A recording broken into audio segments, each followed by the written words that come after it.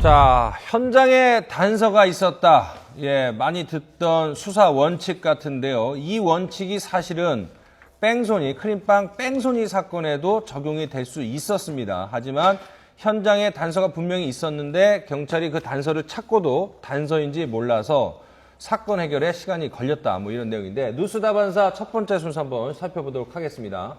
자, 여러분, 누과수라고 생겼습니다. 누과수. 저희 국립과학수사연구원에서 국과수는 들어봤었을 텐데, 누과수는 뭐냐면 누리꾼과학수사대. 이 크림빵 뺑소니 수사를 하면서 더 도드라졌는데, 이 누리꾼들이 직접 단서를 찾아서 힌트를 주고 수사를 하는 건데, 자, 누리꾼 과학수사대 1기 회원을 모집을 하고 있다고 합니다. 이게 뭐 공식적인 건 아니고 이제 관심 있는 분들이 하는데 모집 인원은 50명. 대상은 차량에 관심 있는 사람이라면 지역과 나이에 상관없이 누구나. 현재 지원자들 보면 사진, 영상 전문가도 있는데 국과수를 지원했던, 국과수 출신은 아니고 국과수를 지원했던 경험자도 있고 뭐 기자도 있고 자동차 전문가들도 있는데 요즘 차량에 이제 블랙박스 있고 도처에 CCTV가 있으니까 그런 것들을 활용해서 사고 누가 더 피해가 크고 가해자가 누구인지 뭐 미궁에 빠진 사건을 수사를 하겠다 이런 얘기인데 자 네. 누리꾼 과학수사대 도움이 될까요? 일단은 뭐 제보의 양이 많아진다고 하는 차원에서는 뭐 네. 도움이 된다고 할 수 있습니다. 네. 우리가 그 범인 검거라든가 뭐 네. 여러 가지 어떤 네. 뭐 범죄 예방도 이제는 뭐 경찰 혼자서 하는 데는 이제 한계가 있는 것이죠. 네. 그래서 소위 선진국에서도 네. 치안제를 독점하기보다는 치안제를 국민과 함께 네. 저런 누리 관련 수사대와 함께 분점하는 것이 원칙으로 하는 것이 맞는 그렇습니까? 방향인 것 같아요. 네. 다만 이제 그럼에도 불구하고 수사에 뭐 혼선을 줄 우려도 있고요. 네. 또 저와 같은 경우에 이제 용의자로 떠오른 사람들을 그야말로 정보를 캐기 때문에 네. 신상 정보에 관한 이제 문제점이 분명히 있겠죠. 네. 그래서 소위 말해서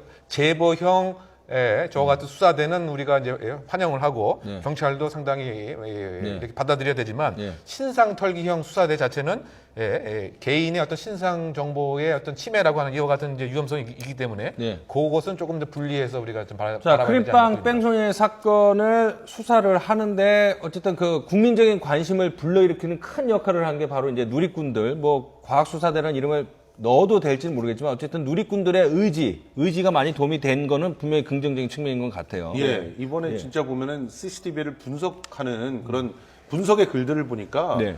정말 혀를 내두를 정도로 정말 탁월한 분석들을 하시더라고요. 요즘 뭐 미국 범죄 영화들이 있어가지고 그런 거 보면 그런 네. 것도 있고 이제 기본적으로 이분들이 차에 대해서는 정말 전문가들이구나 하는 생각들이 들 만큼 네. 이 차를 관심 가지고 그 동호회 회원으로 활동하고 계시는 분들은 자기 차량에 대해서는 특히나 확실한 그런 정보들을 갖다가 알고 있었는데 네. 좀 안타까운 게 네. 사실 그 사건 초반에 물론 이건 수사에 관련된 자료들이기 때문에 네. 쉽게 공개할 수는 없다라고 하는 건 충분히 이해를 하지만 네. CCTV의 자료도 제공된 자료들 언론에 그 노출된 자료들이 잘못된 네. 그런 자료들이었고 그리고 초반에 분명히 그 용의 차량이었던 윈스톰 차량의 안개등 파편이 나왔음에도 불구하고 그런 것들이 전혀 알려지지 않았었어요. 그러니까 만약에 그런 파편들이 나왔었다라고 한다면은 그 파편의 모습을 보고 이 정도의 전문가들이라고 하면은 윈스톰이다라고 하는 것들도 알 수 있었을 텐데 하는 생각들이 들면서 우리가 누리꾼 이 과학수사대가 월권을 하고 그 뭐 정말 정해져 있는 정보 이상의 것들을 갖다 찾으려고 하는 그런 잘못된 노력을 하는 거에 대해서는 경계를 해야 되겠지만 네. 필요하다면 적절하게 정보들을 공유할 수 있는 그런 풀들을 좀 만들 필요는 있지 않을까 하는 생각들을 해봅니다. 특히나 차량 전문가들에게 그런 부분들의 얘기들을 갖다 듣거나 데이터베이스로 확보하려고 하는 그런 노력들은 좀 필요하지 않을까 하는 생각을 해봅니다. 그러니까 경찰 수사에 분명히 도움이 될 만한 여지는 있어서 보완제 역할도 할 수는 있겠지만 이번에 크림빵 수사 사건에서도 보는 것처럼 잘못된 정보로 잘못된 분석을 해서 수사에 혼선을 주는 경우도 있기 때문에 적극 권정할 만한 내용인지 이게 이제 자생적으로 자발적으로 그런 어떤 시행착오를 겪으면서 걸러낼 수 있을지 좀 의구심은 들지만 어쨌든 제1기 누리꾼 과학수사대가 출범한다는 소식을 전해드렸습니다. 다음 주제 넘어가도록 하겠습니다. 뭐 기억을 하실 텐데요. 대구 어린이 황산 테러 사건이 있습니다. 1999년에 당시 6살이었던 어린아이가 누군지 모르는 미상의 아저씨로부터 황산을 테러를 당했죠. 네. 자, 그런데 이제 이번 사건의 여러 가지 문제가 공소시효가 다시 논란이 재점화가 되고 있습니다. 여러분 뭐 공소시효 얘기는 많이 들어보셨을 것 같습니다. 잘 아시는 것처럼 이 개구리 소년 가출 사건도 있었고요. 또 영화로도 됐었던 이른바 근원 목소리 사건도 있었습니다. 이런 것들이 범인도 제대로 잡지 못하고 유족들 아니면 실종자 가족들의 원한을 계속 복돋고 있는데, 보시면 개구리 소년 실종 사건은 91년에 발생을 했는데 2006년에 공소시효가 만료가 됐고, 이형옥은 유괴살인 사건, 이른바 근원 목소리 사건 역시 공소시효가 만료가 됐고요. 화성 연쇄살인 사건도 공소시효가 만료가 됐습니다. 자, 공소시효가 있는 이유는 뭔가요, 변호사님? 공소시효는 이 법적 안정성 때문에 있는 겁니다. 왜냐하면은 뭐 영구 미제 사건을 무한정으로 놔둘 수 없기 때문에 네. 일정한 범죄에 대해서는 공소시효가 다 다릅니다. 네. 중한 범죄 같은 경우 공소시효가 길고 경한 범죄 같은 경우 공소시효가 적은데요. 네. 저는 이제 짧은데요. 저는 이제 안타까운 게 뭐냐면 네. 이렇게 중한 범죄라든지 살인자 같은 경우에 공소시효를 저는 폐지해야 된다고 주장합니다. 네. 외국 같은 경우에도 공소시효 폐지하는 범죄가 있거든요. 있습니까? 예, 있습니다. 개구리 소년 사건이라든지 황산 테러 사건이 만약에 공소시효 지났는데 범인이 잡혔다. 그럼 어떡할 겁니까? 처벌 못 합니다. 네. 근데 왜 처벌을 안 합니까?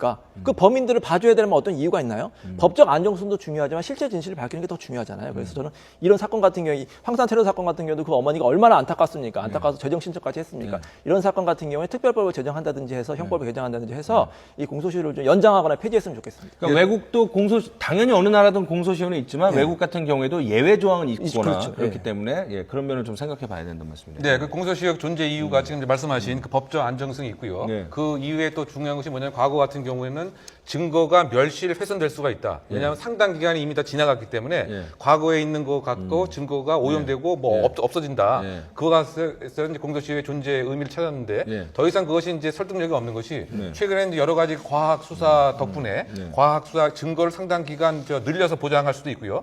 뭐 DNA 같은 경우도 뭐 몇십 년이 지나도 사실은 이제 파악이 되는 것이죠. 그래서 더 이상 이제 공소시효의 존재 의미가 그 더 이상 설득력이 없다. 네. 뭐 이렇게 봐야 될 것 같고 오히려 형사 정의와 사법 정의 측면에서는 지금 말씀하신 이와 같은 사건은 오히려 공소시효를 아예 없애는 게 낫다는 거죠. 그래서 뭐 미국 같은 경우는 살인 사건에 있어서 공소시효가 없는 겁니다. 그래서 이제 뭐 20년, 30년, 40년이 지나도 네. 범인이 이제 잡히게 되면은 법에 엄정한 처벌이 가능해서 살아있는 형사 정의를 이제 보장할 수 있는 것인데 네. 우리 같은 경우는 이제 뭐 아까 잠깐 리포트에 나왔지만 자료화면에 나왔지만 화성 연쇄 살인 사건 같은 경우 이미 공소시효가 다 도과했단 말이죠.